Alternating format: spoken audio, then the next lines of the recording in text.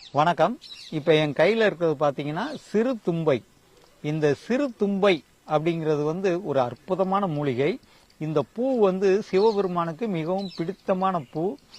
இந்த இலை ஒரு 20 இலையில இருந்து 30 இலைய நல்லா வலுவலுன்னு அரைச்சி உச்சந்தலையில வச்சு தேய்க்கணும். உச்சந்தலைங்கிறது நம்ம மூக்குல இருந்து கரெக்டா 1 ஜான் அளந்தோம் அப்படின்னா இதுதான் நம்மளுடைய உச்சி குழி. ஏன்னா உச்சி அப்படின்னா எல்லாரும் பின்னால போயிடுவாங்க. இந்த உச்சி குழியில நம்ம தேய்ச்சோம் அப்படின்னா மஞ்சள் காமாலை உள்ளவங்களுக்கு ஒரு 3 நாட்கள் இப்படி தொடர்ந்து தேய்க்கும் போது மஞ்சள் காமாலை நிரந்தரமா குணமாகும். ஒரு நாள் தேய்ச்ச உடனே ஒரு மணி நேரத்துல எனக்கு ரொம்ப பசிக்குது அப்படின்னு சொல்லுவாங்க. அது வரைக்கும் அவங்க பசியே இல்லாம ரொம்ப சிரமப்பட்டிருப்பாங்க. இந்த இலைய தேய்ச்ச உடனே நல்லா பசி எடுக்கும் அவங்களுக்கு. இதுல ஒரு 5-6 இலை மட்டும் பறிச்சு ஒரு சின்ன வெங்காயமும் ஒரு தோரம்பருப்பு அளவுக்கு ஒரு உப்புக்கல்லும் வச்சு சாறு எடுத்து மூக்குல 3 சொட்டு 10 வயசுல இருந்து 50 வயசு வரைக்கும் திட